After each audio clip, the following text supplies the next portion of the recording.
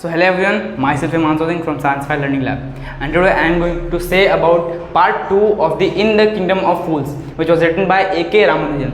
So in the part 1, Ayush explained you about that the whole case came into a circle. The goldsmith named that same merchant it was the house. Now the merchant was summoned to the court, and the merchant cried that it was not me, it was my father who ordered the jewelries. Now the king discussed with his ministers, and they came to a point that as the merchant has inherited everything from his father, so he must die.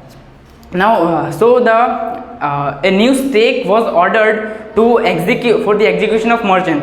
Now there was a problem that the merchant was too thin to be fitted in that stake. Now the king worried about what they shall do. So the king ordered to the army that to find a fat man to be fitted in that stake. Now the army find that same disciple who has been eating bananas, rice, wheat, ghee from months and months at a cheap price.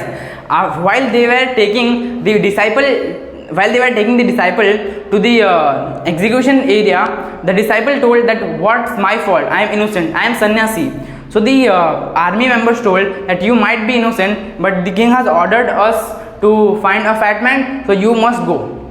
So the disciple was taken to the execution area. At the time he was to be executed, he remembered his guru who was watching everything, as he had far sight.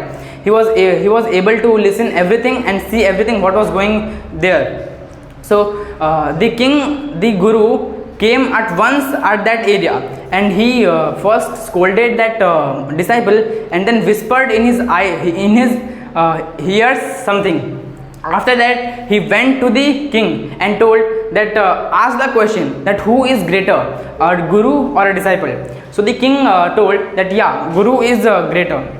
So the guru told that as a guru is greater, so you must execute me first. Now as the disciple heard that, so disciple told that no, I must be executed first. Now argue started between the disciple and the king and the guru. So after that the king asked to the guru, why you want to die first, what's the matter? So the guru took him aside from the everyone and then said that this stake is this stake is the stake of God of justice. Means whoever will die by this stake first will reborn in this kingdom as a king, and whoever will die as second, then he will become the minister. After that the king was worried what they will do. So he postponed the execution then to the next day, and he discussed with his minister what they will do. So the minister and the king came to a point that they will at night they will be disguised as guru and disciple, and they will die first, and they will release the guru and disciple. And at the night they did the same, they died and they released guru and disciple. At the next day, when the dead bodies were to be thrown, the people saw that it was none other than their king and the minister. They got worried, they got panicked, they started to cry. And after one day of crying, they saw the future of the kingdom. They saw that what they will do without their king and the minister. Then some people thought of that guru and disciple. Then they went to them. The guru and disciple were planning to leave the kingdom, but the people went to them and told that we want a king and a minister for our kingdom who shall rule this. So the disciple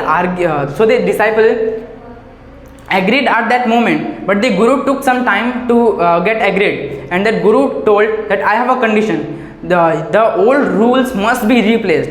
And from that time guru and disciple started to rule that kingdom, and now the days were days and the night's work were done at night, and the price of everything was not the same, it was different as depending upon them. So this was the whole chapter. Thank you.